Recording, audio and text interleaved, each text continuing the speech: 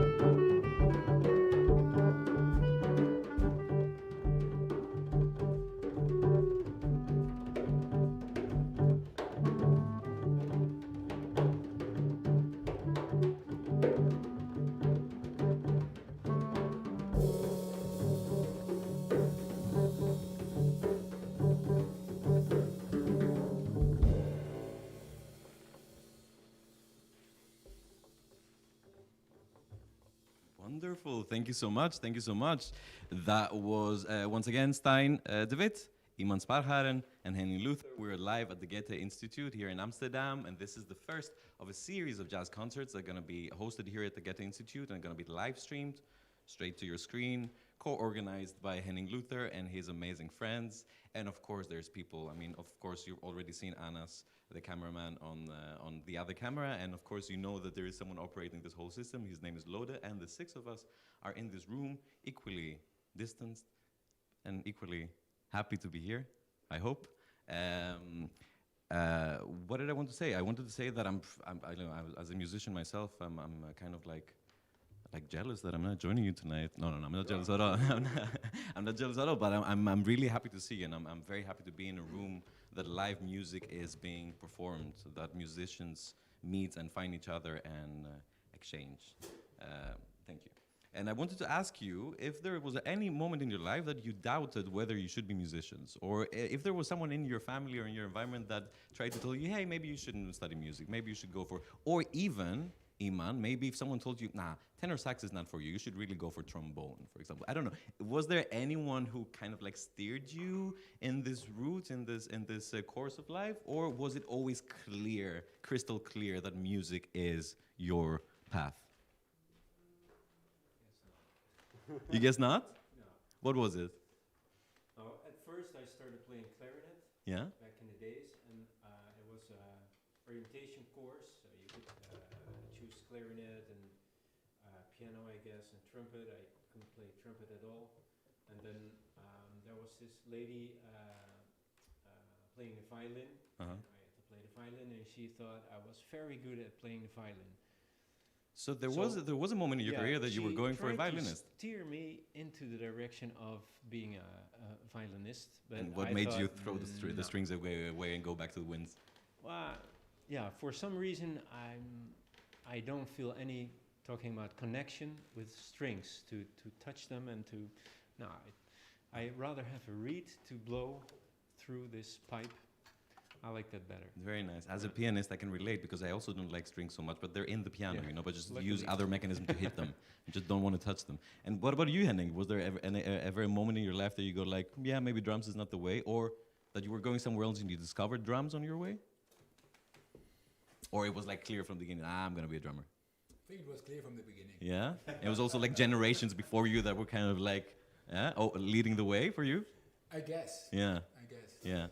The holy Well- ancestors. Yeah. For me, I mean, I don't want to like compare anything or here, but for me it was not as easy because you see, my father wanted me to become a businessman, and my mother wanted me to be happy. So she kind of like encouraged me to study music, but my father was like, no, you have to study business. So there was this kind of like, tug war that was like, no business, no music, no business, and there were always like arguments in parts of the family that were pushing one direction or the other direction, and the time of the national exams came where you have to choose, you have to make a choice. Now what are you going to go for? And I wanted to go for this ethnomusicology department that was far away from Athens, like 7 hours away, as far as possible, like close to the borders, like as far as possible away from home. So I wanted to study there, and my father was like, no, you're going to study, if you're going to study music, you're going to study in Athens, like the musicology department, classical music, serious music, yes? Serious music is not like what is ethnomusicology? You're going to end up playing in the streets. Well, as a busker, that was his idea. So I decided to follow my father's advice and go for Athens, and I studied. And I locked myself in my room, and I studied so hard. And I studied. And my mom, who I hope is watching tonight, was making me smoothies and was bringing me food supplements to support me, because she was very supportive. And she was giving me the smoothies and the supplements, and I was studying, and I was eating the supplements and studying and drinking the smoothies and studying, and I failed. I failed the exams. I didn't pass. And it was a catastrophe. Like, it was a very big disappointment for everyone in the house, and of course for me and for my dad. But they were also encouraging in the sense of they were like, it's not the end of the world, It's national exams. You can take them again next year. And I was like, what? What are you talking about? To go through this torture again? Like, this has been the worst year of my life. You want me to go through it again? No, I'm not doing it. And then I went to my best friend to get some solace and some kind of like support. And he told me basically the same thing my mother told me. It's okay, it's not the end of the world. Why don't you take the exams again next year? But he said it. And now because he said it, it sounded different to my ears. I was like, yeah. why don't I take the exams again? So I went home and I was like, Mom, Dad, I have decided to take the national exams again, only in one condition. I will only declare this one department that is north and at the borders of Greece, and that's the only option. And they said, okay. So I locked myself in my room and I started studying again. And now my mom was like unloading truckloads of supplements, and he was like passing them under the door, and she was like feeding me and force feeding me and more smoothies and more vitamins and more. And I passed. I passed to that ethnomusicology department in the north. And I wish I could tell you that this is the end of the story, and the moral of the story is, you know, keep going, keep trying, you will get there no matter what people tell you. No. That's not the moral of the story. So here comes the moral of the story. My mom calls me a couple of weeks ago, and I'm like, I'm preparing this story about uni and how I got in, and I didn't want to take the exams, but then my friend convinced me to take the exam. She's like, oh, great story, only this is not what happened. So you see, what happened is that on that day, while you were on your way to your friend's house, I called him and convinced him to convince you to take the exams again. So the moral of the story, basically, is that it is fine to manipulate your children as long as it leads them to choices that they are happy with. And Mom, I'm really happy with this choice. Enjoy the rest of the music. See you in a bit.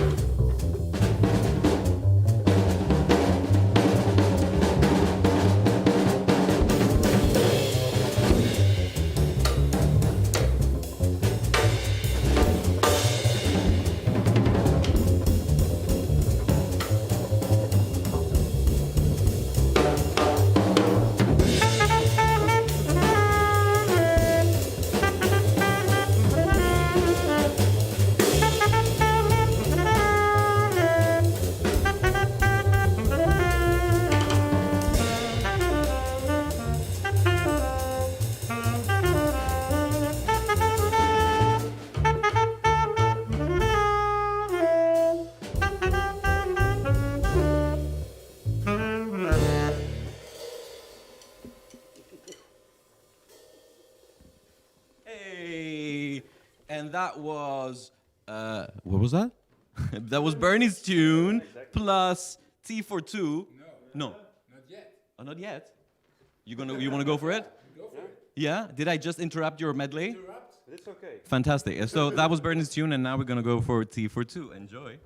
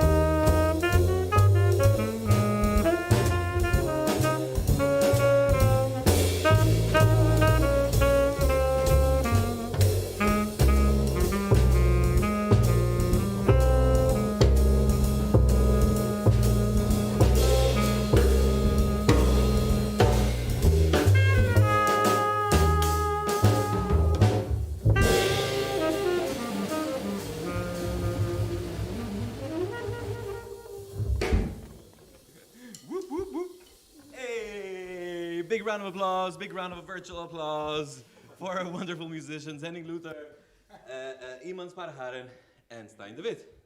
Thank you. Ah, how wonderful. And that was T for two. And that was definitely T for two. Okay, now it was T for two. I need to study my jazz before I host the next jazz concert. We've been playing songs all night. Yes. Yeah, we have not been singing them, or I have actually. I'm in the next room during the show, and I'm dancing and I'm singing. The floor is vibrating, not just by their stomping feet, but also by the bass frequencies and all the like kicks and all the all these amazing sounds. You can feel them. You can feel them like all over in the space under your body. I hope that some of it goes through the microphones, the cables, the adapters, and all the electronics, and somehow reaches you at home. We've been singing songs all night, and I came here as a Greek to play the drama part of the Greek, because a song is not just a song. You know, many people say, "Oh, yeah, it's just a song. What is a song? You know, you change the lyrics, you do whatever. You know, it's just a melody. It's what is it?" But a song is more than a song, I have to say, Luther.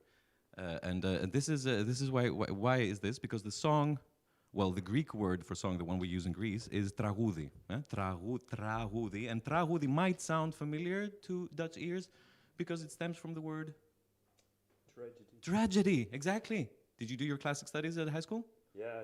Yeah. We all did. So tragedy, and tragedy literally means, I don't know if you know that, singing to a goat.